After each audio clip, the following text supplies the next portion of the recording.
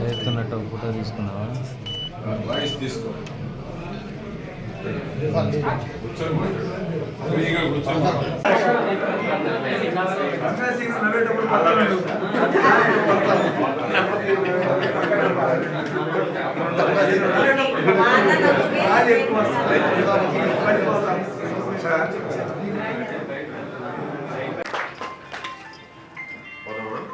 Okay sir.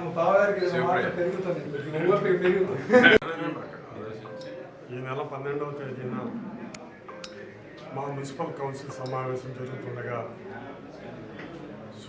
సుదీర్ఘకాలం ఎమ్మెల్యేగా మంత్రిగా పనిచేసిన గౌరవనీయులు శ్రీ పత్తిపాటి పుల్లారావు గారు వారి యొక్క కౌన్సిలర్ దుస్తుల పంపిణీ కార్యక్రమానికి రావటం, మరి అక్కడ నన్ను చూసి వారు మాట్లాడిన మాటలకి నేనైతే వ్యక్తిగతంగా ఆకర్షితున్నాను. నా యొక్క జీవితం మొత్తం కూడా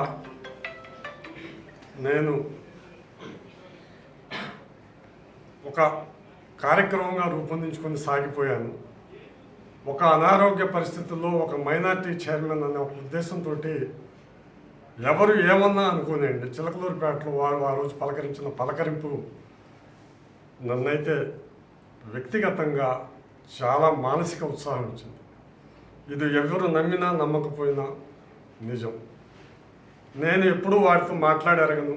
వారు ఆ రోజు మాట్లాడిన తర్వాత వారి చూపించిన ప్రేమకు నేను వారిని ఆగస్టు 15 పిలవాలని రావటం, వారు చూపించిన ప్రేమ, ఆ తర్వాత నువ్వు కూడా నాతో పనిచేయమని చెప్పటం.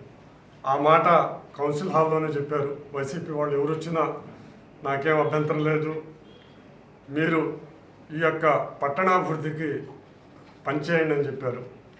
దానికి అనుగుణంగానే నేను నిర్ణయం తీసుకున్నాను. రెండో విషయం ఏమిటంటే, అమృత్ కావచ్చు, టిట్కో కావచ్చు, కొన్ని పథకాలు పూర్తిగా ఆగిపోయి ఉండే, వాటిలో వారితో పాటు నేను కూడా పయనించాలన్న ఒక ఉద్దేశం తప్పితే నాకు ఇంకెక్కడా ఎటువంటి ప్రేరేపణ కానీ ఇంకోటి కానీ లేదని తెలియజేస్తూ, మరి నేనైతే తెలుగుదేశం కార్యకర్తలకి, వైసీపీ కార్యకర్తలకి, చిలకలూరుపేట పట్టణ ప్రజలందరికీ కూడా మీ ద్వారా తెలియజేసేది ఏమిటంటే, అన్ని చోట్ల గౌరవింపబడ్డా, మరి ఈరోజు ఒక నాయకుడిగా వారు అడిగిన దాన్ని నేను ఒబే చేశాను తప్పితే నాకు ఎటువంటి వ్యక్తిగత ఆపేక్ష లేదు. మరి మీరందరూ కూడా, పేట ప్రజలందరూ కూడా ఇది అర్థం చేసుకుని ఒక నాయకుని ప్రక్కన పనిచేయాలన్న ఉద్దేశంతో నేను చేరుతున్నాను. వారితో కలిసి పనిచేస్తాను. నేనైతే వారికి లాయల్గా ఉంటాను. నేను మాట్లాడిన మాటలు ఏమైనా తప్పుంటే మీరందరూ కూడా క్షమించండి.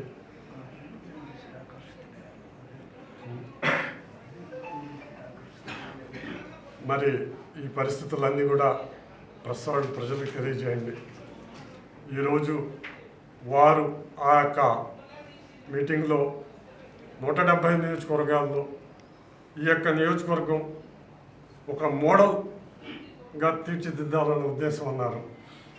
మరి దాంట్లో భాగంగా పట్టణం కూడా సుందరవందనంగా తయారవుతుంది.